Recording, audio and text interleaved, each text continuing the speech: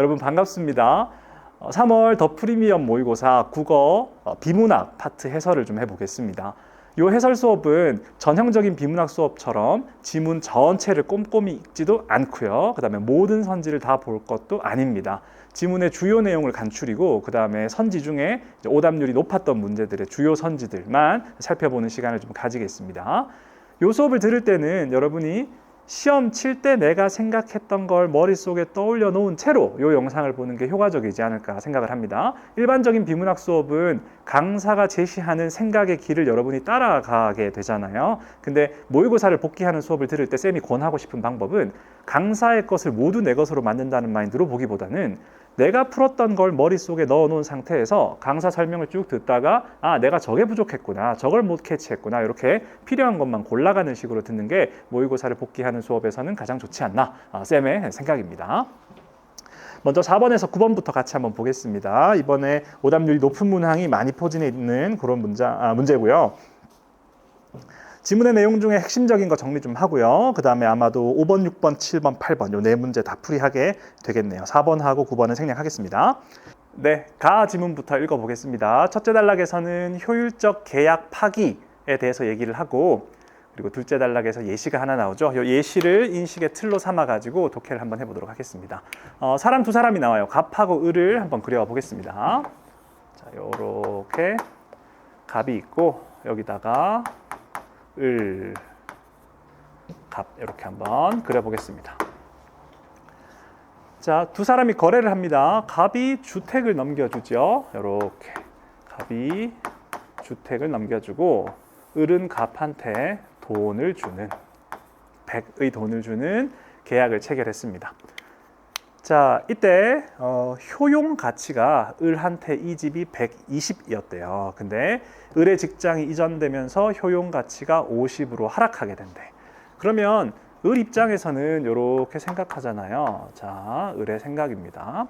을은 주택을 얻어가지고 플러스 120을 기대할 수 있고, 그 다음에 자기 주머니에서 돈이 100 빠져나가게 되고, 그래서 결과적으로 20의 이득을 얻는 이런 계약을 기대했는데, 직장이 이전돼서 이 집이 이 사람한테는 가치가 없어진 거지. 직장으로부터 너무 먼 집이 되어버린 거지. 그러니까 이 사람은 이 집에 살더라도 만족감을 50밖에 얻을 수 없게 되고, 이러면 을 개인적으로도 당연히 이렇게 손해보는 계약이 되겠지요. 그렇죠? 자, 이렇게 계약을 이행하면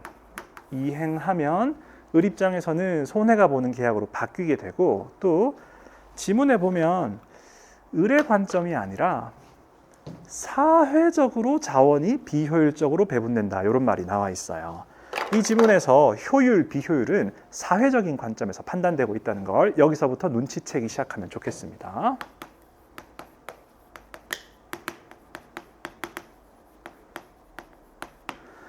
그래서 을은 계약을 이행하는 것이 아니라 계약을 파기를 하고요. 파기를 하고 제3자가 요 주택을 더 가치 있게 쓸 수 있는 제3자한테 이렇게 넘어가서 얘가 나는 이 주택 덕분에 플러스 120의 만족을 얻었다, 이런 사람이 있다면 이 주택은 이 사람한테 가는 게 이 사회 전체 입장에서 봤을 때 효율적이다, 이런 이야기를 하고 있습니다. 똑같은 집이 얘한테 있을 때는 50의 가치만 발생시키지만 얘한테 있을 때 120의 가치를 발생시킨다면 사회 전체적으로는 집이 누구한테 배분되는 게 좋아, 얘한테 배분되는 게 사회 전체적으로는 집을 더 가치 있게 쓰는 거지, 그런 의미에서 효율적이다, 이렇게 얘기하고 있습니다. 이 정도 이해하면 되고, 자, 이때 계약 당사자인 을은 이 계약을 파기했을 때를 상상해서 이행할지 파기할지를 판단한다고 해요. 을은 이렇게 내가 계약을 파기하면 어떻게 되나라고 생각을 합니다. 예를 들어서 손해배상액이 20이라면 손해배상액이 이렇게 20으로 정해져 있다면, 그러면 내가 계약을 이행하면 50의 손실을 받아야 되지만 계약을 파기하면 20만큼만 손실을 보면 되니까 을은 계약을 파기하게 되겠죠. 근데 계약을 파기하는 게 사회 전체적으로 좋아요, 나빠요? 전체적으로도 좋지. 왜? 을한테 이 집이 가는 게 아니라 다른 이 집을 더 잘 쓸 사람한테 가는 게 좋으니까 사회 전체적으로는 지금 갑과 을의 계약은 파기되는 게 효율적이죠. 그래서 을은 개인적 이유로 계약을 파기합니다. 자, 여기서 주목할 건 을은 사회적인 기준으로 판단하는 게 아니라는 겁니다. 을은 개인적으로 나한테 얼마의 손실이 있느냐를 기준으로 이행할지 파기할지를 선택합니다. 근데 이 경우는 개인적인 이유로 파기를 선택한 이 을의 선택이 사회 전체적으로도 효율적인 결과를 낳았습니다. 자, 이렇게 개인적 차원에서 한 계약 파기가 사회 전체적으로 효율을 낳을 때 우리는 효율적 계약 파기다, 이렇게 이름을 붙일 수 있겠죠. 자, 계약 파기 여부를 결정짓는 중요한 변수는 손해배상액이다. 이제 개인적인 차원에서의 판단을 여러분이 공감해 본다면 충분히 납득이 될 겁니다. 뭐가 더 크냐에 따라 이행할지 파기할지를 선택하게 되기 때문이죠. 네, 나머지 내용은 문제를 풀이하면서 그때그때 필요한 만큼 가져오기로 하고, 가 지문에서 핵심적으로 이행해야 될 건 이 두 가지입니다. 하나, 계약을 이행하거나 파기하거나 이 두 개의 선택지가 계약 당사자에게 주어져 있고, 그 다음에 이 계약을 이행하느냐 파기하느냐에 따라서 사회 전체의 효율이 달라질 수 있다. 이 정도의 개념을 가해서 끌고 오고 이 틀 그대로 가지고 가서 지문 나까지 읽도록 하겠습니다. 자, 지문 나에서는 손해를 산정할 때 기대 이익을 기준으로 손해를 산정할 수 있다는 얘기를 하면서요, 비효율적 계약 파기를 방지하기 위해서 이 손해 산정이 중요하다, 이런 얘기를 하고 있습니다. 여러분, 가 읽으면서 효율은 사회적 차원에서 판단되는 듯하고 계약을 이행할지 파기할지는 당사자가 개인적인 합리성을 기준으로 판단한다는 걸 캐치했다면 나머지 내용을 붙여나가기가 크게 어렵진 않을 겁니다. 자, 역시 예시가 나오는데요, 요 틀에다가 그대로 얹어서 가겠습니다, 여러분. 자, 갑이 을에게 기계를 매도합니다. 쌤이 기계를 이렇게 박스 포장했다고 상상하고 이렇게 박스로 표현하겠습니다.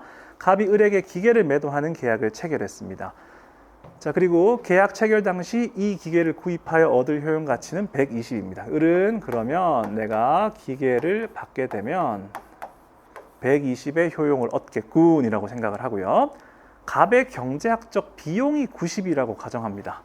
갑은 이렇게 생각하는 거예요. 자, 생각을 합니다. 이 계약을 이행한다면 나는 을한테 약속한 기계를 만들어 줘야겠죠. 그럼 만드는 데 드는 비용이 마이너스 90입니다. 그런데 을로부터 얼마를 받죠? 100원을 받죠. 플러스 100원을 받습니다. 그러면 얘는 10원 이득이 되고, 을은 어때? 120의 효용을 가지는 기계를 내가 100원을 주고 구입하니까 나도 20의 이득을 얻는 이런 거래가 되는 거죠. 이게 둘 다 이 계약을 이행했을 때 기대할 만한 것들입니다. 그렇죠? 그리고 사회 전체적으로 보면, 자, 이 두 사람으로 이루어진 사회에서 어떤 일이 벌어진 거냐?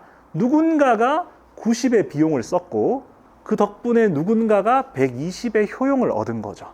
이 100원은 얘한테 있거나 사회 전체적으로 보면 똑같이 존재하는 거니까 이 100원의 이동은 사회 전체의 이익의 증감에 영향을 미치지 않고요.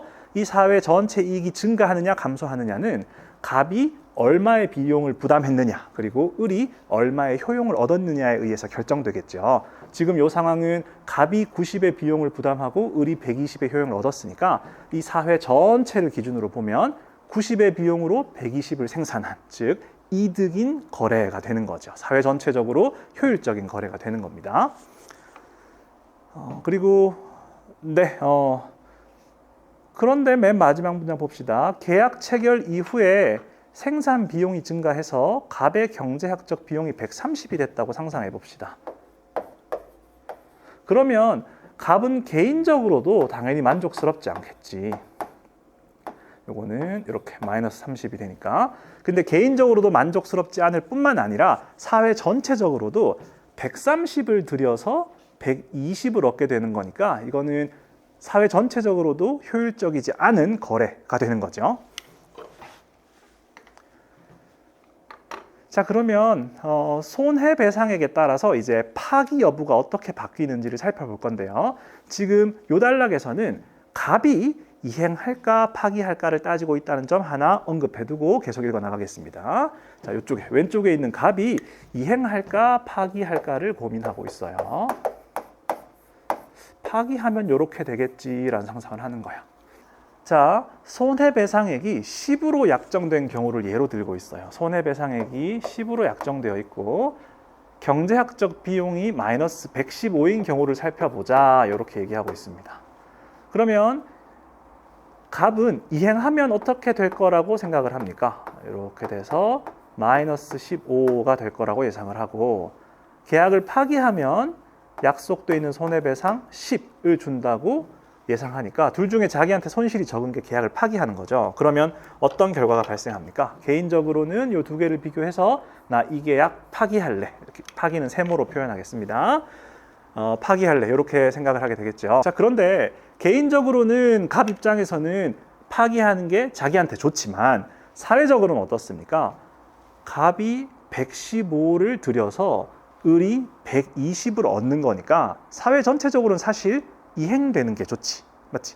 사회 전체적으로는 갑이 115를 들여서 을이 120을 얻는 거니까 사회 전체적으로는 플러스 5를 얻을 수 있는 기회였잖아. 근데 그게 갑의 개인적인 판단 때문에 파기됐죠. 이거 이름 어떻게 붙일 수 있을까요? 이름을.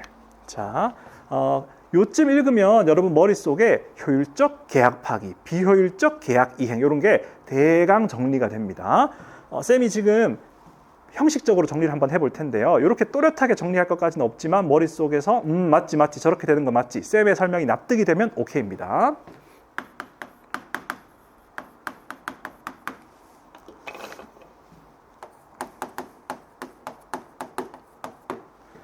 자, 개인적 차원에서 우리는 이행을 선택할 수도 있고 그 다음에 파기를 선택할 수도 있어요.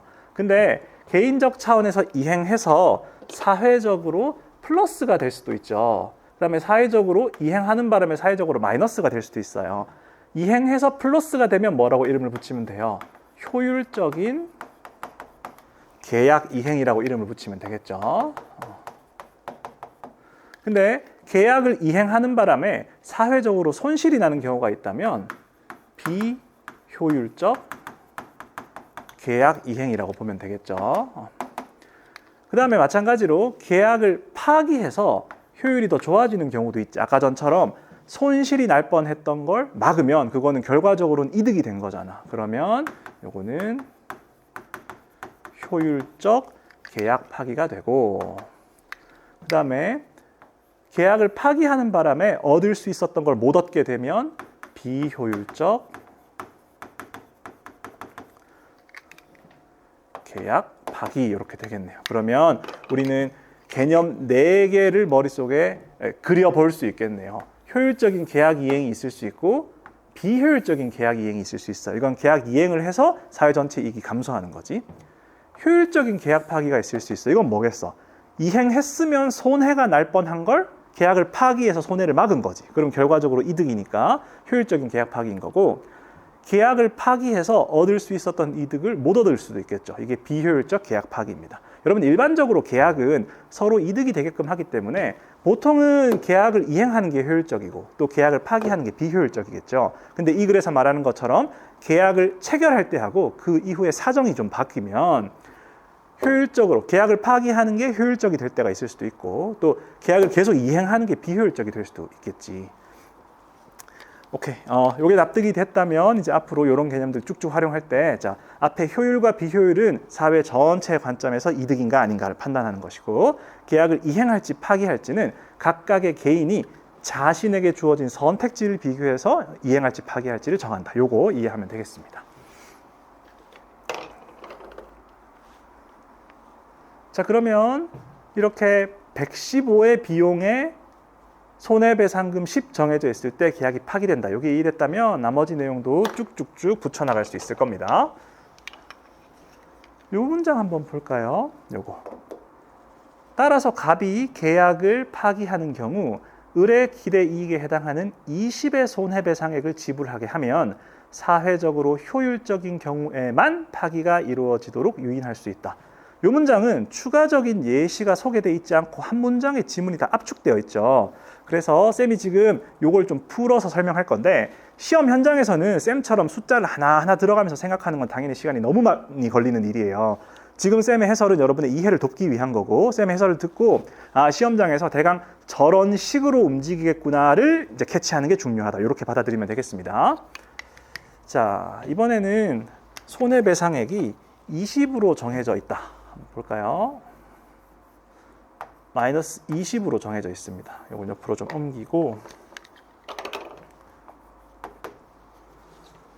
자, 마이너스 20으로 정해져 있는 케이스 보겠습니다. 그러면 예를 들어 115가 됐을 때는 15하고 20을 비교할 거 아니에요. 뭐가 더 손해야? 파기하는 게 손해지. 그러면 이런 경우 갑은 계약을 이행하는 걸 선택해요? 파기하는 걸 선택해요? 계약을 이행하는 걸 선택하겠지. 언제까지 이행하게 될까? 언제까지? 자, 90에서 115 쭉 가다가 마이너스 120이 되면 갑은 이 계약을 이행했을 때 20의 손실을 기대하게 되고 그 다음에 손해배상이 20으로 약정돼 있으니까 요거는 이행하든 파기하든 똑같은 상황이 되겠지. 그치? 여기까지 편의상 이행한다 치면 이 이후에는 어떻게 돼요? 이 이후에 예를 들어 125를 한번 잡아볼까요? 플러스 100 얘는 25의 손실을 얻게 되는데 손해배상이 지금 얼마가 돼 있어? 20으로 약정돼 있으니까 이행하는 거랑 파기하는 거 중에 뭘 선택할까요? 파기를 선택하겠지, 이때부터는. 그치? 그러면 120의 선을 쭉 이렇게 그어가지고 손해배상금을 20으로 약정해 두면 갑이 생각하는 비용이 120이 될 때까지는 이행을 합니다.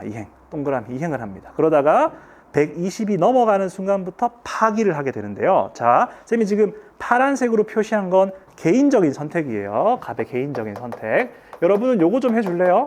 여러분, 요 앞에 비용이 이렇게 변화감에 따라서 언제 사회적으로 비효율이 되는지 한 번 더 할까요? 비용이 이렇게 변해가는 여러 경우를 상상할 때 어떤 시점부터 사회 전체적으로 비효율이 됩니까? 을이 얻는 이득보다 비용이 클 때겠죠. 언제부터 비효율이 돼요? 여기서부터 사회적으로 비효율이 되지. 그러면 요 라인에서는 계약을 파기하는 게 효율적이네. 맞죠? 이쪽 계약은 안 하는 게 효율적이잖아. 그러니까 지금 20으로 설정돼 있으면 아까 얘기했던 것처럼 120을 넘는 순간부터는 계약을 다 파기하는 선택을 하게 되니까 요 파기는 어떤 파기예요? 효율적 파기야? 비효율적 파기야? 효율적 파기지. 왜? 이행하는 게 비효율이니까 파기하는 게 효율인 거죠. 그러면 요 파기들은 효율적 계약 파기가 되는 겁니다. 여기까지 되죠? 여기까지 따라왔으면 이 뒷내용은 추론으로도 충분히 예측하면서 읽어갈 수 있어요.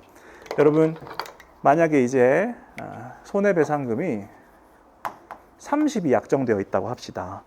그러면 이 비효율적인 구간에서도 어떻게 될까요? 자, 이렇게 한번 해봐요. 이렇게. 그러면 125의 비용이 발생했다면 갑은 계약을 이행했을 때 25의 손실을 예상하게 되고 계약을 파기했을 때 30의 손해배상을 예상하게 되니까 이행하려고 그래? 파기하려고 그래? 이행하려고 하겠죠. 파기하면 손실이 더 크니까. 근데 이 계약 이행은 사회 전체적으로 보면 효율이야, 비효율이야? 비효율이지. 125를 써서 120을 얻는 거래가 되어버리니까 사회 전체적으로는 비효율인 거죠. 어떤 유형에 해당하죠?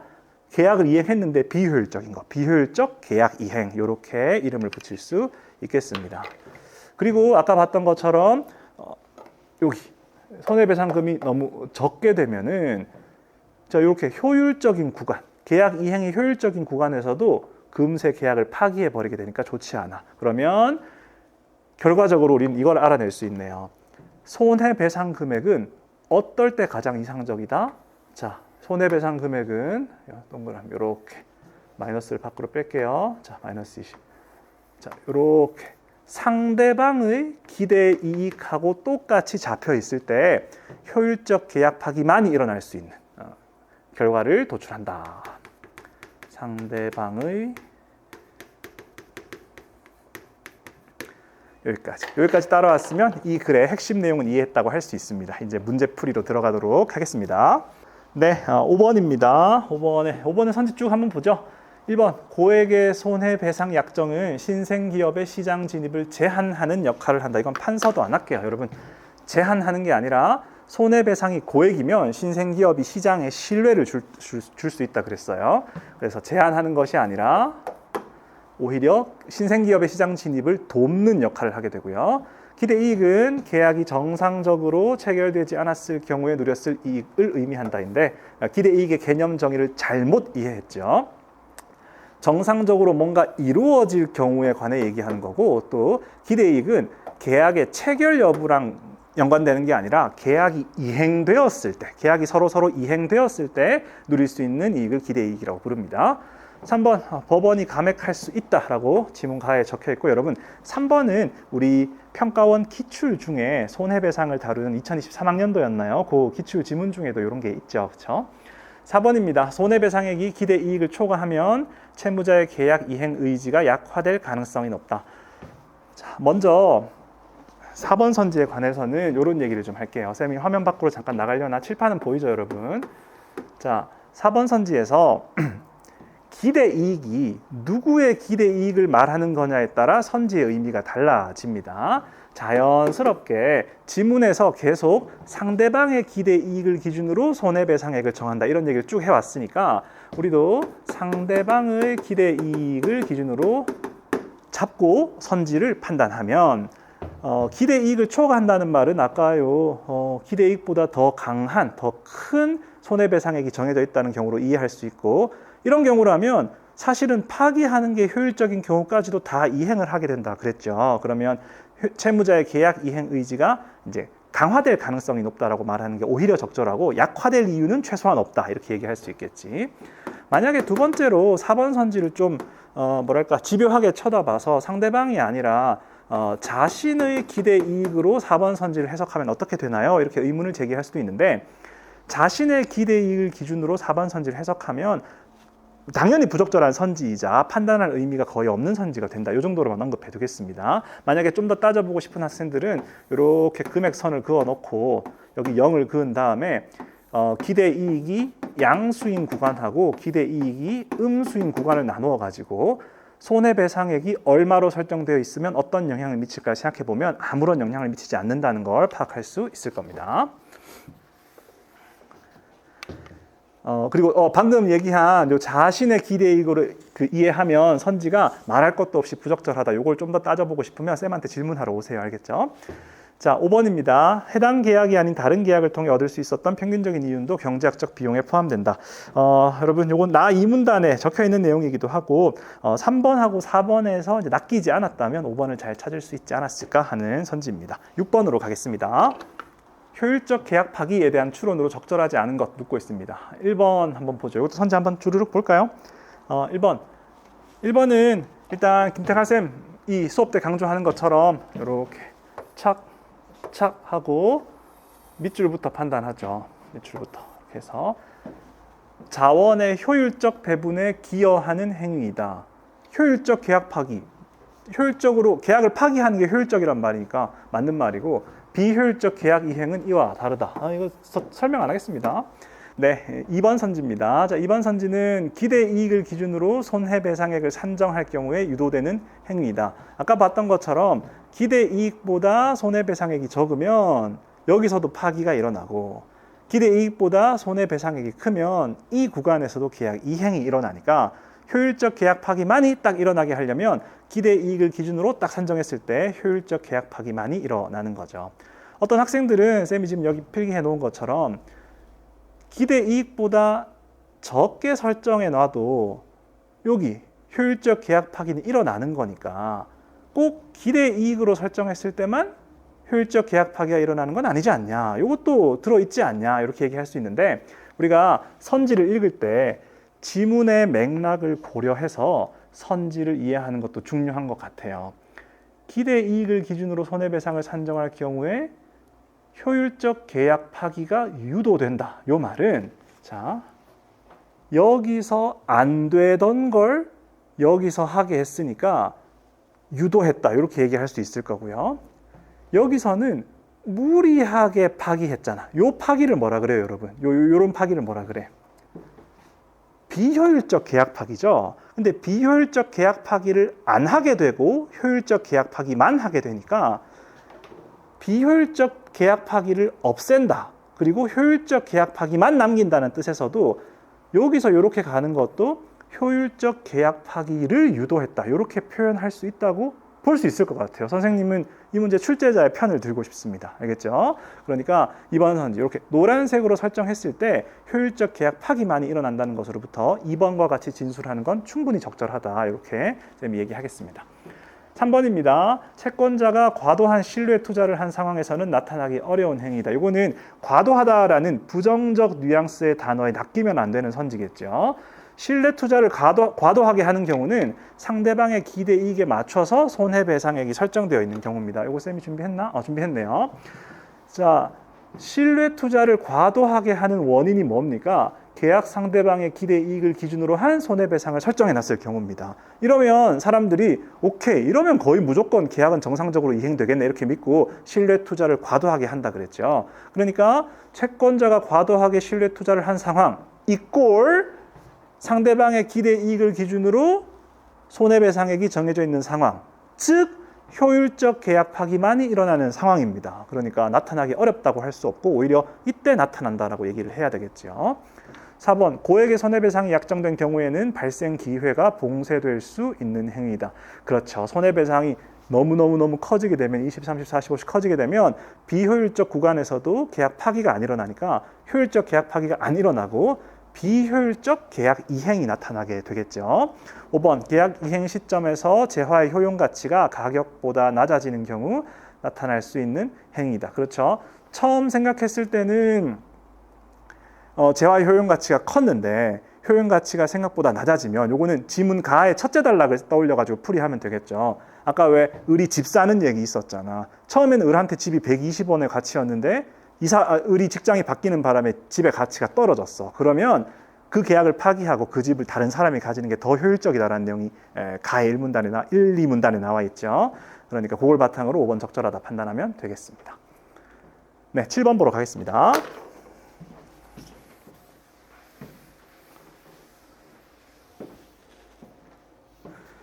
윗글을 바탕으로 할 때 기억, 이러한 계약에 대한 이해로 적절하지 않은 것은, 여러분 기억은 손해배상액이 지나치게 크게 설정되어 있는 이 주황색 케이스를 의미하죠.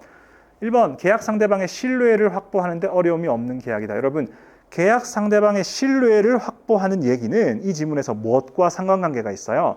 손해배상액의 크기랑 상관관계가 있었습니다.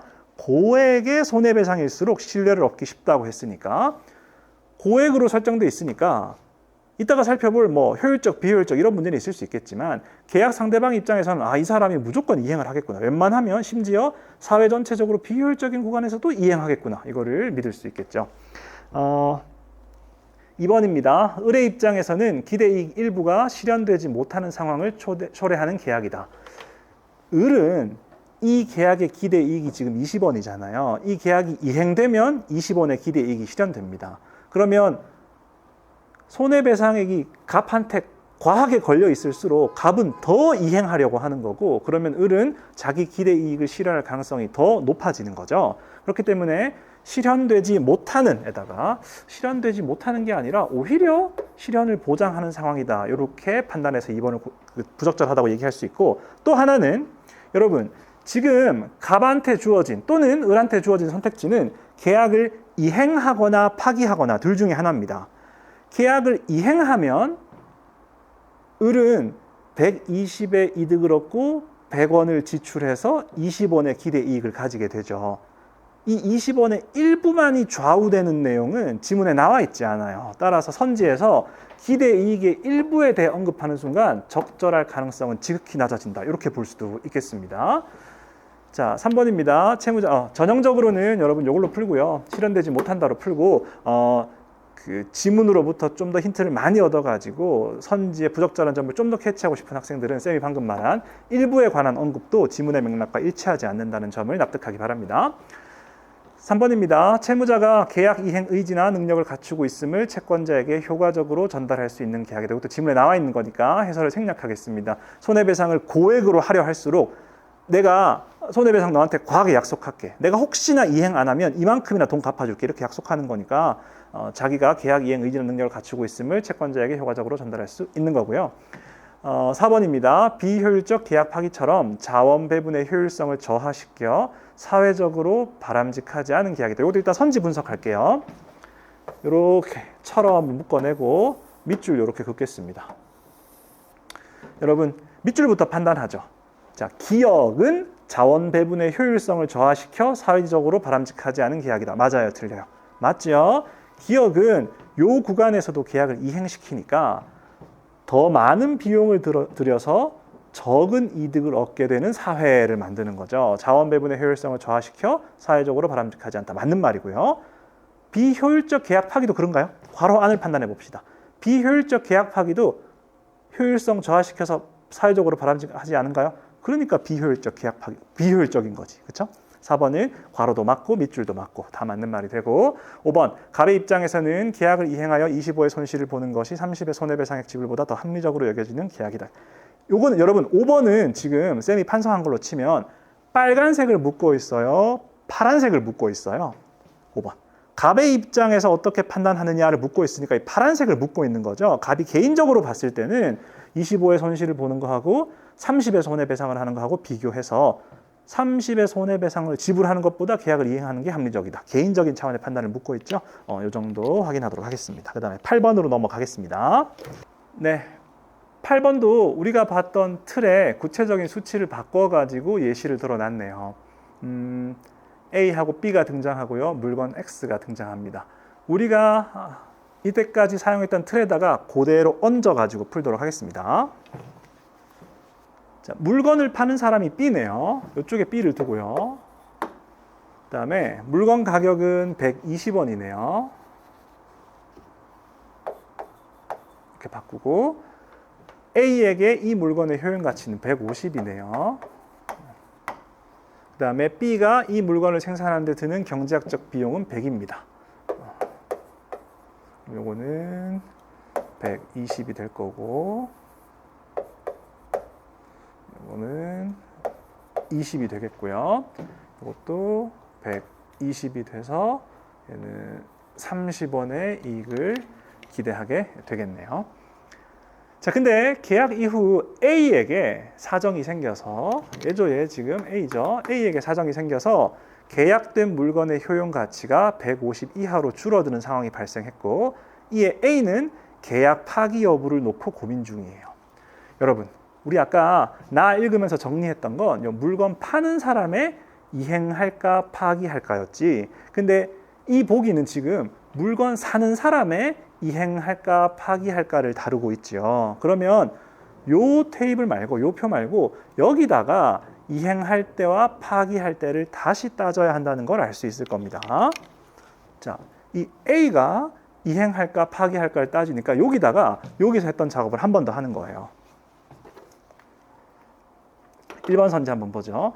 A의 계약 파기에 따른 손해배상액이 40이라면 비효율적 계약 이행의 상황이 벌어질 수 있겠군. 자, 이거 어떻게 푸느냐. 여러분, 지금 쌤이 색깔 한번 매겨볼게요. 비효율적인 계약 이행이 나타나야 돼. 비효율적이어야 되니까 어떤 조건을 만족해야 되냐면 여러분 잘 보세요. A가 이 물건 X로 얼마의 효용을 얻을 거 아니에요. 그리고 B가 100을 썼지. 그럼 사회 전체적으로 보면 100을 써서 얼마를 얻는 거래인 거잖아. 근데 이게 비효율적 계약 이행이 되려면 여기 들어가는 숫자가 어떻게 돼야 돼? 100보다 작은 숫자가 들어가야 되겠지. 100보다 작은 숫자가. 동시에 이 계약을 이행하려면 어떤 숫자를 우리가 봐야 돼요. 자, 요만큼의 이득을 얻고 얘는 120원을 물건값으로 지급합니다. 그러면 여기 어떤 숫자가 들어갈 거 아니야. 근데 계약을 파기했을 때 지금 손해배상이 얼마로 약정돼 있지? 마이너스 40원으로 약정되어 있어요. 그러면 40원 주는 것보다 요게 이득이어야 되지. 이득. 그치? 예를 들어서 이게 마이너스 50이면 이거는 이행이 아니라 파기가 일어나게 되는 거잖아. 그치? 그러면 여러분은 여기다가 100보다 작은 적당한 수를 넣으면서 여기다가 보통 여기 마이너스가 되겠죠. 40보다는 작은 수가 들어가게끔 만들어야 되는 겁니다. 요거 하나 찾아내면 이제 1번 선지가 적절하다. 1번 선지. 이런 상황이 벌어질 수 있다는 걸 증명할 수 있죠. 쌤은 머리 이렇게 저렇게 굴리다가 잠깐만 여기 40보다 작은 숫자 들어가고 여기 100보다 작은 숫자 넣으려면 쌤은 90 넣었거든요. 90 어때요? 효용이 150에서 90으로 감소하면 90을 얻고 120을 주니까 마이너스 30이 되죠. 이행하면 마이너스 30. 이행하면 마이너스 30. 근데 파기하면 마이너스 40. 그러면 이행해요? 파기해요? 이행하게 되겠지. 그치? 그러면 이거는 사회 전체적으로는 100을 들여서 90을 얻은 거니까 비효율적인 게 되고, 근데 A는 이 계약을 이행하게 되니까 비효율적 계약 이행의 상황이 벌어질 수 있습니다. 자, 이거 어떻게 푸는지 잘 한번 정리할게요, 여러분. 이거 비효율적인 계약 이행이 나타날 수 있는가를 찾아야 돼. 얘를 찾아내야 돼요. 찾아지면은 적절한 거고, 이게 도저히 찾아질 수 없다는 게 증명되면 부적절한 선지인데, 찾을 때 어떻게 찾아야 돼? 비효율적이어야 되니까 100보다 요 값이 작아야 된다. 그리고 얘가 계약을 이행해야 되니까 여기 들어갈 숫자가 40보다 작아야 된다. 요거 가지고 퍼즐 맞추기 하는 거죠. 이렇게 구체적인 수치를 넣어가지고 퍼즐 맞추기 하는 유형이 최근의 수능에서는 안 나오고 있지만, 지금 이 더프가 우리한테 은근히 말하는 것처럼, 그리고 쌤도 염두에 두고 있는 것처럼 이런 식의 추론형 문제는 언제든지 부활할 가능성이 있다고 쌤은 생각을 합니다. 그렇기 때문에 모의고사에서 이런 거 연습시키면 그때그때 이거 뭐 수능 틱 하지 않네 이렇게 하고 넘기지 말고, 수능, 특히 교육과정평가원이 좋아하는 유형임은 분명하니까 언제든지 나올 수 있다는 생각으로 연습해 두기 바랍니다. 알겠죠? 쌤, 평가원이 추론형 문제 좋아한다는 걸 쌤은 어떻게 믿고 계신가요? 나중에 시간이 되면 한번 얘기할게요. 지금 요런 수업 시간에 간단히 얘기해 둘 만한 게 있다면, 여러분 그 2028학년도 예시문항에서 그 교과서가 바뀌는 해죠. 2028학년도 예시문항에서 이 표에다가 빈칸 채우기 식으로 퍼즐 맞추기 식으로 푸는 보기 문제가 이제 나왔어요. 선생님은 그 전에 이른바 킬러 논쟁 전에 수능도 그러하고, 그다음에 이번 28 예시문항도 그러하고, 교육과정평가원 측에서는 국어 비문학 영역에서 이런 추론 능력을 요하는 문제를 내기를 이제 선호하고 있는 게 아닌가, 다만 어떠한 이유로 지금 못 내고 있는 게 아닌가, 쌤은 이렇게 보고 있어요. 그래서 이번 더프의 이런 출제는 쌤 개인적으로는 학생들한테 좋은 연습을 시키는 것이다. 쌤은 이렇게 생각을 합니다. 자, 2번 선지입니다. B는 계약에 따라 X에 대한 대금을 A로부터 받을 권리가 있다는 측면에서 채권자의 지위에 있겠군. 이건 채권과 채무에 관한 지문 초반부의 정의를 활용해서 푸는 선지고요. 해설을 따로 하진 않겠습니다. 3번입니다. 사회 전체적으로 보았을 때 효율적 계약 파기가 일어나기 위해서는 X 효용 가치가 100 미만으로 줄어들어야 하겠군. 여러분, 계약을 파기하는 게 효율적이 되려면 이행하는 게 비효율이 돼야 되죠. 다시 한번. 계약을 파기하는 게 효율적이 되려면 계약을 이행하는 게 비효율이어야겠지. 계약을 이행하는 게 비효율이란 말은 B가 들인 비용보다 A가 얻는 효용이 적다는 뜻이니까 X의 효용 가치가 100 미만으로 줄어들어야 합니다. 100 미만으로 줄어들지 않으면, 여기 들어가는 값이 100보다 크다면 이 거래는 사회적으로는 효율적인 거래가 되고, 파기하는 순간 비효율적 계약 파기가 되는 거겠지. 4번입니다. X의 효용 가치와 가격의 차이가 30이므로 맞나요? X의 효용 가치는 현재 150. 근데 가격이 120이니까 차이가 딱 30이죠. A의 채무 불이행에 따른 손해배상액이 30이라면 비효율적 계약 이행이 방지되겠군. 아까 이런 게 있었어요. 아까 여기 이어져 있었죠. 그죠? 이어져 있어가지고 기대 이익하고 손해배상액이 딱 일치할 때 오직 효율적 계약 파기만이 일어난다 이렇게 적혀 있었는데, 여러분 그거는 B가 선택할 때 A의 기대 이익을 기준으로 B의 손해배상액을 정한다. 이런 구도였지. 그러면 A가 선택할 때는 손해배상액이 뭘 기준으로 정해져야겠어요? B의 기대 이익을 기준으로 A의 손해배상액이 정해져야 이렇게 돼 있어야 됐겠지, 그치? 그러니까 4번 선지 많이 골라서 틀렸더라고요. 4번 선지를 이제 4번 적절하지 않은데 4번 선지를 많이들 못 골랐더라고. 4번 선지가 적절하다고 판단한 이유 중에 하나는 지문에 그런 내용이 있었기 때문에 기대이익이랑 손해배상액이 같으면 비효율적 계약 이행 방지된다. 이게 내용이 있었기 때문에 그거 가지고 풀려고 한 학생들이 많이 4번은 적절하네 이렇게 넘어갔던 것 같은데 지문에 있었던 내용은 선택하는 사람의 손해배상액이 상대방의 기대이익으로 정해져 있을 때 그때 비효율적 계약 이행이 방지된다는 얘기가 적혀 있었습니다. 지금 선지는 무슨 얘기를 하고 있어요? A의 손해배상액이 자기의 기대이익을 기준으로 설정된 경우 이런 경우에 대해서 얘기를 하고 있죠. 그렇기 때문에 지문의 내용을 곧바로 적용할 수 없는 것이고요. 자, 이게 부적절하다는 걸 증명하려면 비효율적 계약 이행이 있을 수도 있다는 거 증명하면 되겠죠. 쌤은 현장에서 이렇게 풀었는데 비효율적 계약 이행이 일어날 수도 있다. 그럼 비효율적이어야 되니까 자, 여기 들어가는 금액이 어떻게 돼야 돼? 100보다 작아야 되죠.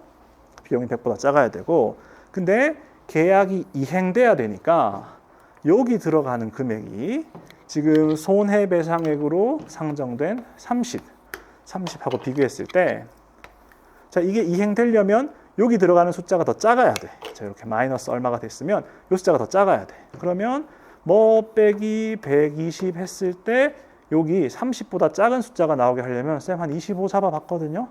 25 잡아보면 여기 얼마 들어가면 돼? 95가 들어가면 조건에 다 맞네. 95. 그러면 95 빼기 120 하면 마이너스 25고 이행하면 마이너스 25. 파기하면 마이너스 30이니까 이행을 선택해? 파기를 선택해? 이행을 선택하겠죠? 근데 이 이행은 효율적이야? 비효율적이야? 100 들여서 95 얻었으니까 비효율적이죠? 비효율적 계약 이행을 요 30의 숫자로는 방지하지 못하네요. 그렇죠? 5번입니다. A의 채무 불이행에 따른 손해배상액이 10이라면 X의 효용가치가 105일 때 비효율적 계약 파기를 방지하기 어렵겠군. 이건 뭐 숫자 넣으면 끝이 나는 거죠. 105고 그 다음에 손해배상액이 10으로 설정되어 있으면 해보죠. 플러스 105 가격은 120 그러면 계약을 이행하면 어떻게 되죠? 마이너스 15가 됩니다.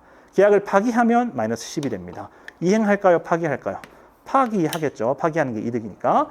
그런데 요거는 지금 이행되는 게 효율이야, 비효율이야? 비교해봐. 이렇게. 100을 들여서 105를 얻었으니까 사회 전체적으로는 효율이죠. 근데 A는 파기하는 선택을 하게 되지. 이행해야 좋은 건데 파기했어. 그러면 어떤 유형에 해당하죠? 비효율적인 계약 파기가 되겠죠. 방지하지 못하네요. 10의 손해배상으로는. 여기까지가 4번에서 9번 지문의 해설입니다. 네, 10번에서 13번 좀 보겠습니다. 10번에서 13번.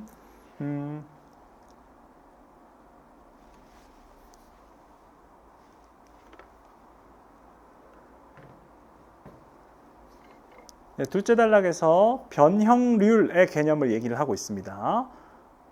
변형률 정도만 한번 봐둘까요? 변형률.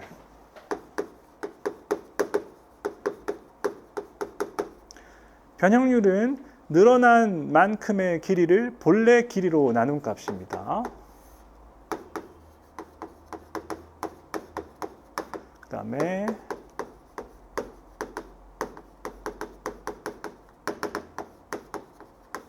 늘어난 만큼의 길이입니다. 그러면 예를 들어 어떤 물건이 요만큼이 있었어요. 요만큼이. 근데 쭉 잡아당긴 덕분에 얘가 이렇게 늘어났다고 합시다. 이렇게 길게.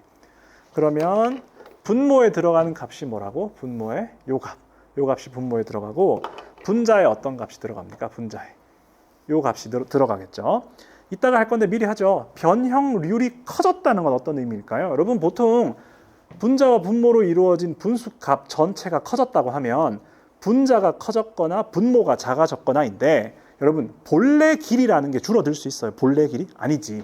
본래 길이는 고정이잖아. 그러면 변형률이 커진다는 말은 분자 값이 점점 커진다는 거고 늘어난 만큼의 길이가 점점 더 늘어난다. 예를 들어서 좀 더 잡아당기면 얘가 이렇게 되겠지. 이렇게 되겠지. 그러면 변형률이 더 커지는 결과가 되겠죠. 변형률 개념 확인했고요. 그 다음 응력 변형률 그래프, 요거 그리는 게 이 지문의 전부입니다. 여러분, 응력 변형률 그래프. 지문 따라가면서 문장마다 얘기하는 걸 그려보죠. 이거 머릿속에서든 아니면 옆에 메모해서든 그려내는 게 결국 11번, 12번 풀이하는 근거가 됩니다. 응력 변형률 그래프는 세로축을 응력, 가로축을 변형률로 잡았네요. 이렇게 세로축을 응력, 가로축을 변형률로 잡았고, 응력이 증가하면 변형률도 이에 비례하며 증가한다고 되어 있습니다. 여러분, 비례는 1차 함수를 의미하는 한국어 표현이죠. 처음 부분은 우상향하는 직선의 형태를 띱니다. 이렇게. 자, 이 직선의 기울기가 탄성계수인데요. 탄성계수는 특정 온도에서 재료마다 고유한 값을 갖는데, 값이 클수록 해당 재료의 물체가 잘 변형되지 않는다. 요거 한번 납득하고 갈게요. 기울기가 좀 더 큰 케이스를 한번 쌤이 점선으로 이렇게 표시해 보겠습니다. 이렇게 표시하면, 자, 값이 클수록 물체가 잘 변형되지 않는데요. 그거를 그래프에 대한 기본 이해를 이제 쌤이 한번 설명해 보겠습니다. 자, 응력을 이만큼 줬어요. 이만큼. 응력을 이만큼 가했어요. 그러면 응력을 세게도 가할 수 있고 약하게도 가할 수 있는데 요만큼 가했어. 그러면 요 점선은 여기에서 이제 점이 찍히게 되고, 이 직선은 여기에 점이 있다는 뜻이겠죠. 요 두 점을 해석해 볼까요? 두 점을. 자, 응력 수준을 여기를 A라고 하고, 요거를 뭐 예를 들어서 1, 3 이 정도 해보자. 그러면 0.1, 0.3 해볼까? 0.1, 0.3 이렇게 해보자. 그러면 요 두 점은 각각 어떤 걸 의미합니까? 자, A만큼의 응력일 때 변형률이 0.1이다. 얘는 A만큼의 응력일 때 변형률이 0.3이다. 그러니까 뭐가 더 많이 변했다는 뜻이에요. 본래 길이에 비해 늘어난 만큼의 길이가 얘가 더 길다는 거죠. 그러면 값이 클수록, 탄성계수가 클수록, 즉 기울기가 클수록 같은 힘을 줬을 때 더 덜 변한다는 거니까 우리가 그린 그래프하고 이 문장의 내용이 잘 부합하네요. 계속 갑시다. 자, 탄성계수는 원자 간 결합력의 크기에 비례하는데, 온도가 높아지면 원자 간의 결합이 느슨해지므로 탄성계수는 작아진다. 온도가 높아지면 이 기울기가 점차 이렇게 줄어든다고 하네요. 여기서 여러분, 탄성계수랑 상관관계가 있는 변수가 뭘로 지정되어 있죠? 탄성계수와 온도, 그리고 또 탄성계수는 재료마다 고유한 값을 가지니까 재료에 따라 탄성계수가 달라진다. 이렇게 얘기할 수 있겠죠. 과학기술 지문에서 어떠한 변수값을 좌우할 수 있는 다른 변수라든가 어떤 원인 같은 것들은 잘 확인해 두는 것이 좋겠습니다. 선지화되기 마련이니까요.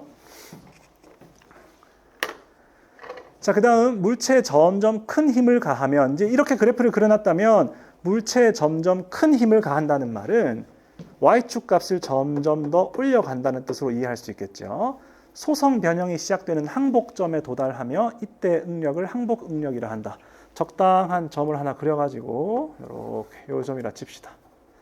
자, 이때 응력을 항복 응력이라고 부릅니다. 요거 항복 응력이 세로축에 표시된다는 거 잘 따라와야 돼요. 자, 일반적으로 항복점 직후 구간에서는, 여기가 항복점이네요. 구간에서는 응력이 조금만 증가해도 변형이 크게 일어난대요. 여러분, 이거 그래프에 넣을 수 있어야 됩니다. 응력이 조금만 증가해도 변형이 크게 일어난대. 어떻게 그릴 수 있습니까? 응력을 조금만 변화시킬게요. 응력을 조금만. 근데 변형이 크게 일어난다는 말은 변형률이 많이 달라진다는 뜻이겠지. 그러면은 요 점이 어디로 이동한다? 이렇게 해서 요 점으로 이동한다는 거니까 결국 기울기가 어떻게 된다는 뜻이에요? 기울기가 완만해진다는 뜻이겠죠. 그리고 응력 변형률 곡선이라는 표현이 나왔으니까 아마도 모양은 이렇게 될 거라고 우리가 생각할 수 있겠네. 그 다음에 이러한 현상에 대한 과학적인 설명이 이어지고요. 또한 네, 그렇죠. 이 경우에 힘을 빼면 어떻게 되는지 이런 게 좀 나옵니다. 우리 그래프만 계속 따라가도록 하겠습니다. 소성 변형이 꽤 진행되면 항복점 직후에 비해 물체는 변형이 더 어려워져서 추가적인 소성 변형을 일으키기 위해서는 더 큰 응력이 필요하다. 힘을 더 줘야 얘가 변해간다는 뜻이겠네요. 이후 응력이 계속 증가하면 어느 순간 물체 특정 부분만 늘어나서 가늘어지는 네킹 현상이 발생하는데, 자, 그 순간을 이쯤으로 잡아보죠. 이 순간이 네킹 현상이 발생하는 순간인데, 이때 응력을 인장 강도라고 합니다. 인장 강도라고 하고, 응력은 최대값에 도달한다. 아, 그러면 응력이 이거보다 더 올라가는 일은 없다는 거네요. 얘를 변화시키기 위해 필요한 응력이 이제 더 세진 않단 말이야. 이제는 이거보다 약한 힘을 줘도 얘가 변한다는 뜻입니다. 인장 강도에 도달하기까지는 물체 모든 부분이 균일하게 늘어나지만 그 이후에는 네킹 현상이 일어나 난 부분에만 힘이 집중되면서 작은 응력으로도 쉽게 가늘어진다. 아, 응력을 좀 적게 줘도 변형률이 더 커질 수 있대요. 지금 여기가 응력이 최대인 점이라 그랬잖아요. 요거보다 더 작은 힘을 줘도 더 늘어날 수 있대. 즉 변형률을 이렇게 만들고 싶으면 어떻게 해야 돼요, 여러분? 지금 여기까지 변형시켰어. 여기까지 변형시켰는데 얘를 더 변형시키고 싶어. 그러면 힘을 더 줘야 돼? 아니면 덜 줘도 돼? 덜 줘도 된다는 뜻이죠. 그러면 점이 얘보다 위에 찍혀? 밑에 찍혀? 밑에 찍히겠지. 그러면 요렇게 되겠네요. 요런 모습을 상상할 수 있겠네요. 구체적인 모습은 모르더라도 아무튼 그래프가 내려간다는 걸 우리가 이해할 수 있겠네요. 그리고 그러다가 결국 끊어진다. 끊어지는 순간의 응력인 파괴 강도는 인장 강도보다 더 작다. 인장 강도보다 작은 어떤 구간에 뭐 적당히 이쯤 잡아볼까요? 대충 이쯤 잡아볼까? 이쯤에 여기다가 파괴 강도가 있다고 하네요. 이렇게. 자, 요 그래프 이렇게 따라오면 이 지문 풀이하는 기본을 독해내냈다 이렇게 얘기할 수 있겠습니다. 나머지 내용들은 문제 풀면서 같이 보도록 하겠습니다.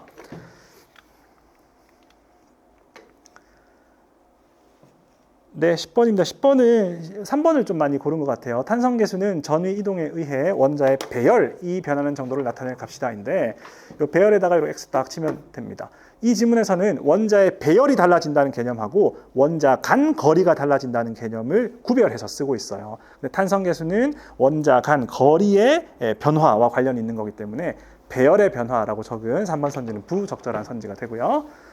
그 다음에 답은 2번이 됩니다. 이건 해설을 생략하고 그 다음에 11번으로 가겠습니다.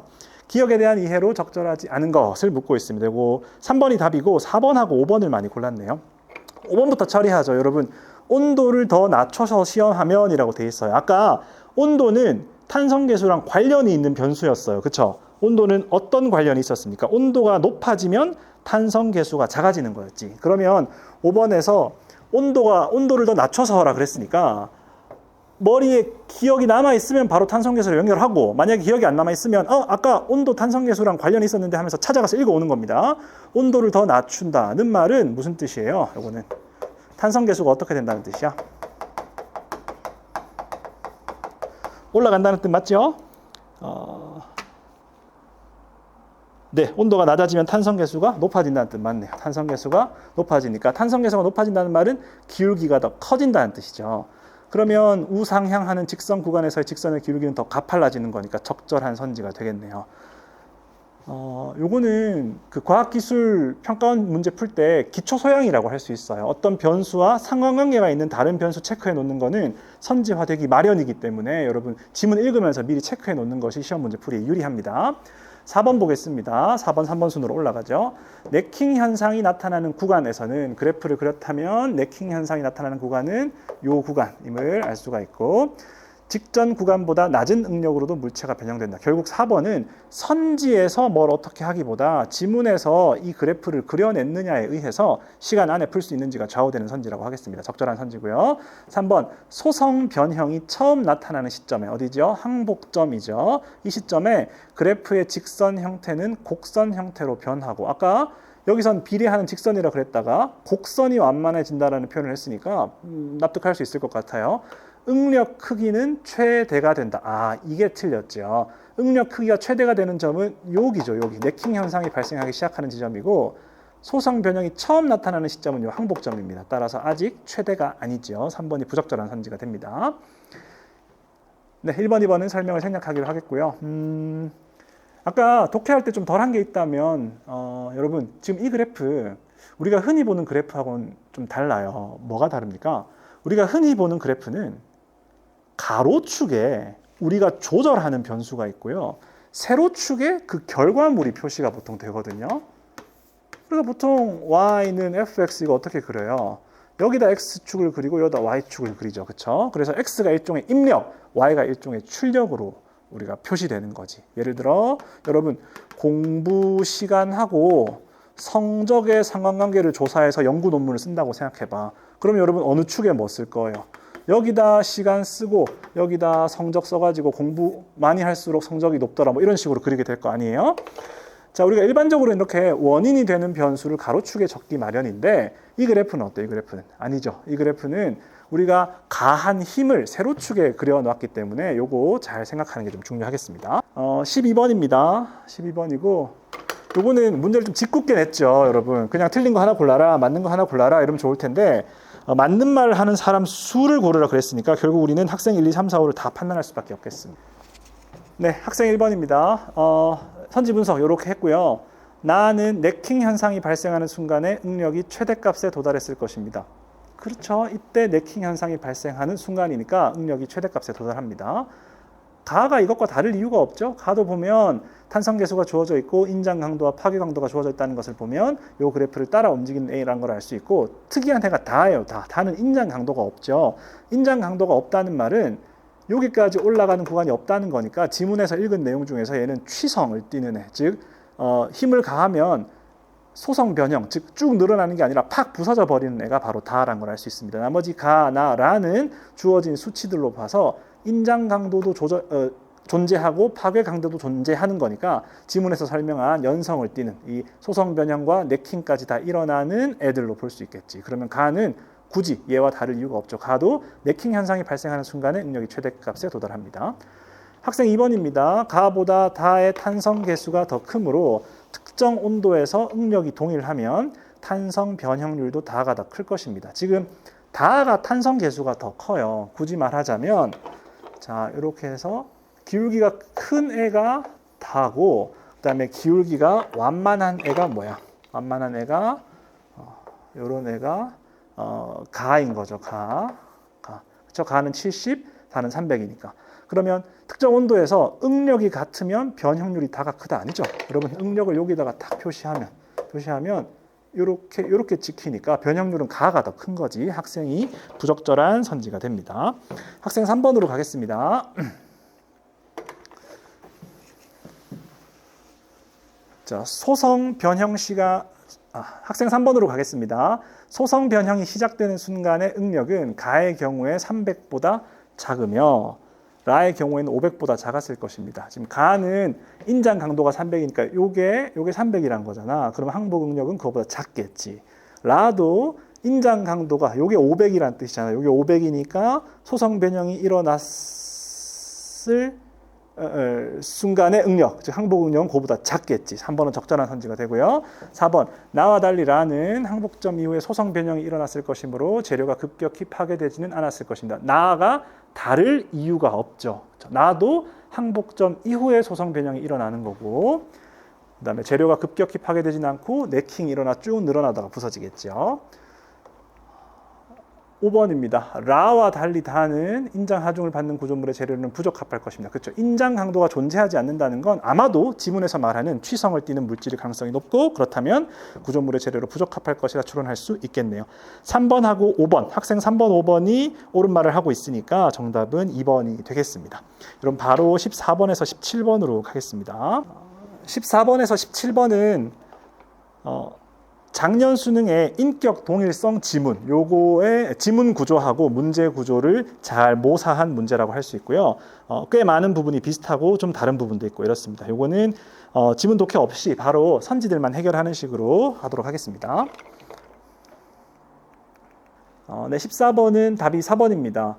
물리적으로 완전히 겹친다라는 표현이 지문에 있기 때문에 4번은 부적절한 선지가 되고요. 요거는 지금 이 수업에서 4번이 왜 답인지를 납득하는 건 별로 중요하지 않아요. 그냥 내용이 완전히 반대로 적혀 있기 때문에 요거는 만약에 틀렸다면 어떻게 하면 시험장에서 내가 이런 문제를 안 틀릴 수 있을까 또는 덜 틀릴 수 있을까를 생각하는 게 학습의 방향이고, 이거는 각자의 수업에서 나랑 공부하고 있다면 이제 나와의 수업에서 해결하는 게 중요하겠습니다. 15번입니다.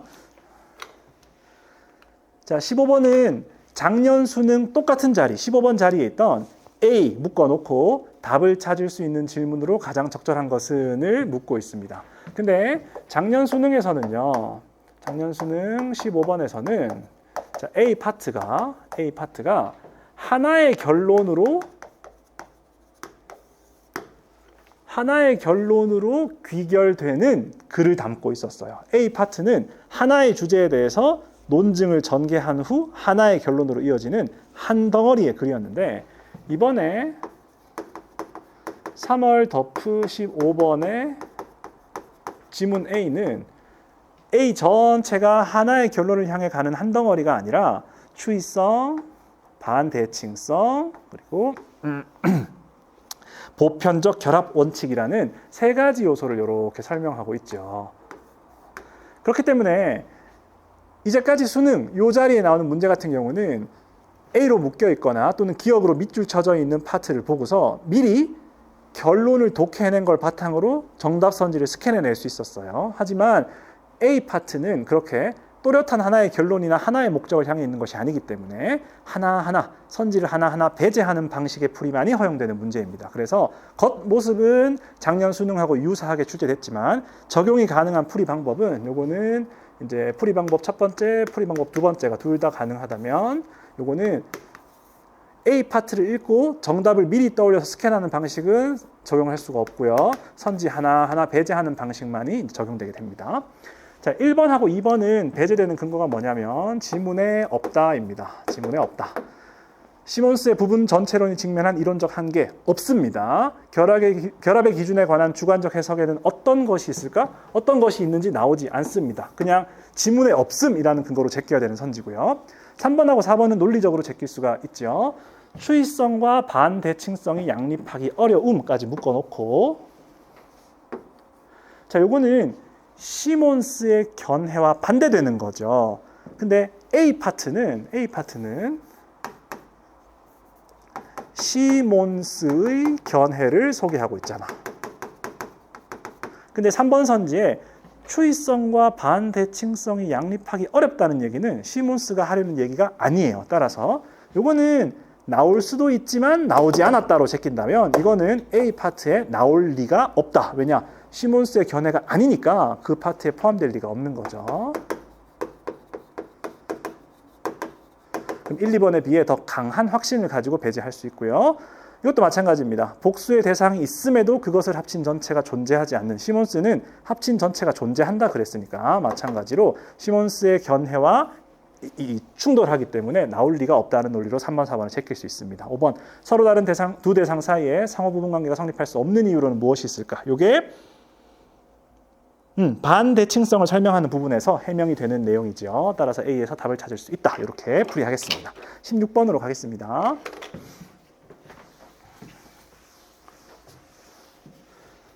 여러분 16번은 그냥 답이 3번입니다.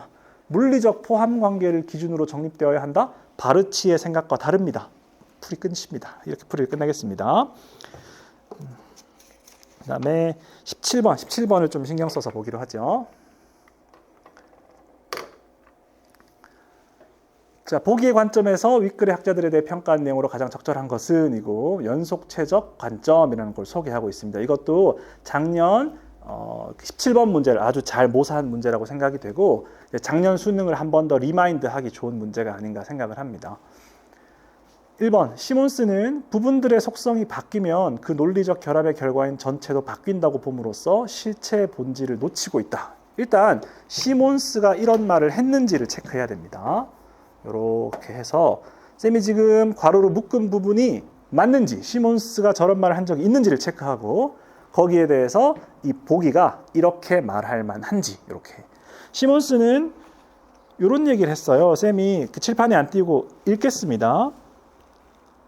A 파트를 보면 A 파트의 밑에서 한 3, 4번째 줄, 시몬스는 이러한 원리들을 통해 전체가 부분들의 결합에 의해 구성적으로 발생한다. 전체의 속성은 부분들의 논리적 결합으로 설명된다 그랬으니까 부분들의 속성이 바뀌면 논리적 결합의 결과인 전체도 바뀐다. 이렇게 이해할 수 있다. 부분들이 결합해서 전체의 속성이 결정되니까 부분이 바뀌면 전체도 바뀐다.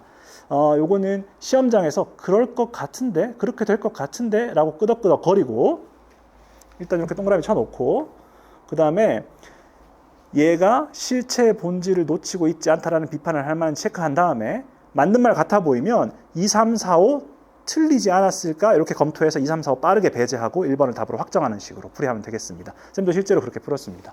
자, 요런 추론, 지문의 내용으로부터 이렇게 추론하는 게 쌤은 거의 확신에 가깝게 판단할 수 있겠지만 그 수험생들 같은 경우는 가령 철학에 관한 소양이라든가 독서량이 전공자만큼이 아니라면 또는 쌤도 전공자는 아니지만 충분하지 않다면 의심이 들 수가 있어요. 수험생 입장에서는 분명히 지문에 적혀있는 내용하고 선지에 진술되어 있는 표면적인 단어들이 다르니까 이거 그럴 것 같긴 한데 아니면 어쩌지라는 의심이 들 수 있거든요. 1번 선지는 쌤이 아까 말한 그 논리로 맞는 것 같은데 라고 판단해 놓고 2, 3, 4, 5를 빠르게 제껴가지고 1번을 고르는 식으로 답을 확정하기 바랍니다. 자, 실체의 본질을 놓치고 있다. 여기 보면 부분은 임의적으로 분할된 영역에 불과하고 전체는 그 구성 요소의 합이나 결합 방식에 의해 결정되지 않는다고 하니까 시몬스가 한 요 얘기가 시몬스 얘기가 맞다면 이 사람은 시몬스한테 그 부분 좀 바뀐다고 전체가 바뀌는 건 아니야. 전체의 정체성은 구성 요소들에 의해 결정되는 게 아니야. 너는 실체의 본질을 잘 모르고 있어. 이렇게 비판할 만하다. 1번은 그럴 만한데 라고 정답 후보에 올려놓을 수 있겠습니다. 쌤이 자꾸 확실한 판단을 하지 않고 정답 후보에 올릴 수 있다 이렇게 표현하는 것은 어디까지나 직접 응시하는 수험생의 입장에서 설명을 하는 겁니다. 쌤 입장에서는 거의 확실성이 아주 높은 정답이라고 볼 수 있어요. 자, 현장에서는 사실 2, 3, 4, 5번을 제껴내느냐가 결국 1번을 고를 수 있느냐에 이제 영향을 미치게 됩니다. 2, 3, 4, 5 중에 답 같은 게 보이면 1번을 다시 한번 의심하게 되거든요. 2번 한번 보겠습니다. 바르치는 부분의 매개적 연결만으로 전체가 구성된다고 주장함. 일단 요거부터 확인해야겠죠. 바르치가 이렇게 주장했는지. 부분의 매개적 연결만으로 전체가 구성된다. 바르치는 매개적 연결만으로는 부족하다라고 했었죠. 그러니까 괄호친 부분이 바르치의 견해를 잘못 옮긴 부분입니다. 맞죠? 그러면 이 뒷부분, 실체가 어쩌니 저쩌니 하는 비판 부분은 판단할 필요도 없이 2번은 부적절한 선지가 되는 겁니다. 3번 선지입니다. 역시 마찬가지입니다. 톰슨은 조각상의 정체성이 그 부분들의 구성에 의존한다고 가정했다. 이것도 유사한 논리로 제낄 수 있습니다.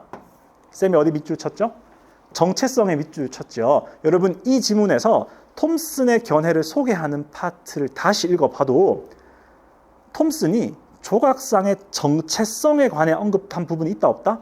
없어요. 따라서 이 지문을 판단 자료로 삼을 때 톰슨이 이렇게 가정했다고 판단할 수 있는 근거가 없어. 그렇기 때문에 톰슨의 견해를 옮겨온 이 표현은 지문에 근거한 이해로서는 부적절한 이해가 되는 것이고 따라서 윗글의 학자들을 평가한 내용으로 이 전체가 적절할 수 없습니다. 톰슨은 정체성에 관해 아무런 입장을 우리에게 준 적이 없어요.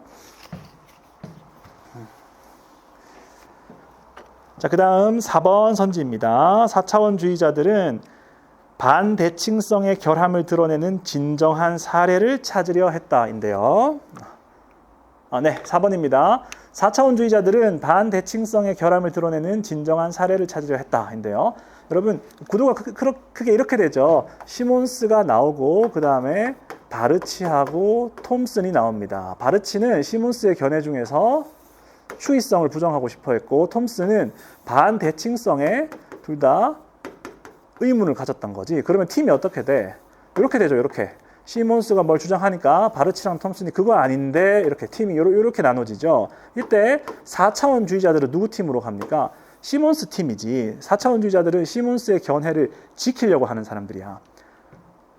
반대칭성의 결함을 드러내려고 했을까? 그렇지 않겠죠. 반대칭성의 결함을 드러내는 사례를 찾으려 했다는 건 4차원주의자들을 잘못 이해한 거겠지. 4차원주의자들은 톰슨이 주장한 반대칭성의 결함에 대해서 시몬스 말이 맞아라고 시몬스를 지켜주려 했던 사람들이니까 4번 선지에서 말하는 사천주의자들의 입장은 지문을 잘못 이해한 게 됩니다. 4번도 부적절하게 되고, 그러면 5번만 부적절해지면 1번을 정답으로 고르는데 망설임이 없어지겠네요. 자, 5번입니다. 4차원주의자들은 시간적 부분을 임의로 분할된 영역으로 파악함으로써 구성 요소들의 결합 방식이 갖는 가치를 폄하하고 있다. 일단 4차원주의자들의 주장을 좀 잘못 이해한 부분으로 굳이 지적하자면, 시간적 부분을 임의로 분할된 영역으로 파악했다라고 진술하고 있는데 지문의 그 어디에도 이런 표현은 나오지 않는다. 4차원주의자들이 시간적 부분을 임의로 분할된 영역으로 파악했다는 말은 나오지 않는다. 여기서 하나 의심할 수 있고요. 그 다음에 더 결정적으로는 구성 요소들의 결합 방식이 갖는 가치를 폄하하고 있다 그랬는데, 여러분 요거는 시간도 좀 될 것 같으니까 여러분 어떤 사람이 이 사람을 비판한다고 생각을 해요. 비판. 그때 이 사람한테 얘가 4차원주의자들이라 치자. 이게 뭐 보기라고 치자. 너 A를 폄하하고 있어. 너는 A를 폄하하고 있어. 이렇게 얘기했다면 이 보기는 A를 좋아하는 애야, 싫어하는 애야? 좋아하는 애죠. A를 좋아하니까 야, 폄하하지 마. 이렇게 비판하고 있는 거잖아. 즉, 지금 요 말이 적절한 비판이 되려면 어떤 조건이 충족돼야 돼? 얘가 A를 자기가 좋아하는 것에 대해 야, 내가 이렇게 좋아하는 A, 넌 왜 그 A를 폄하하냐? 이렇게 비판할 수 있겠죠. 구성 요소들의 결합 방식이 갖는 가치, 이거 보기가 좋아하는 거예요? 아니죠. 보기는 구성 요소들은 임의적으로 분할된 영역에 불과하고 전체는 그거에 영향을 안 받는다. 얘는 전체가 중요한 거고 구성 요소들의 결합 방식이 어떤 가치를 갖느냐는 얘가 그렇게 좋아하는 게 아니지. 따라서 5번 비판은 4차원주의자들의 주장도 좀 애매하게 옮겨놨고 결정적으로 보기가 할 만한 비판이 아닌 겁니다. 그렇죠? 보기가 안 좋아하는 내용을 가지고 비판을 만들었네요. 따라서 5번은 부적절합니다. 그러므로 우리는 확신을 가지고 이제 1번을 정답으로 고를 수 있겠습니다. 네, 여기까지가 여러분 3월 더 프리미엄 모의고사 국어 비문학 주요 문항들에 대한 해설이었고요. 여러분이 필요한 만큼 쏙쏙 골라가가지고 여러분한테 도움이 됐기를 바랍니다. 여러분 마치겠습니다. 수업 시간에 만나요.